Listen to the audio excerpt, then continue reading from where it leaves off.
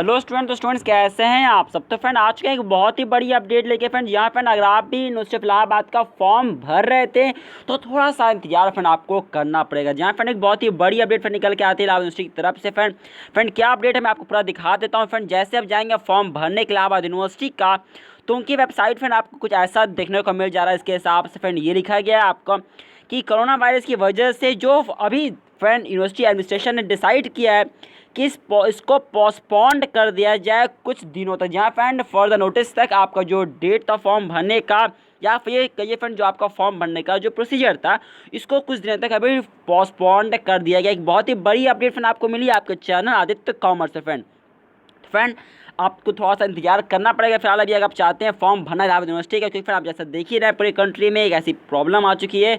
तो इस वजह से फ्रेंड इस फॉर्म को भरने की डेट थोड़ी सी फ्रेंड और आपके एक्सटेंड किया जाएगा। फिलहाल अभी फॉर्म को भरना रोक दिया गया है।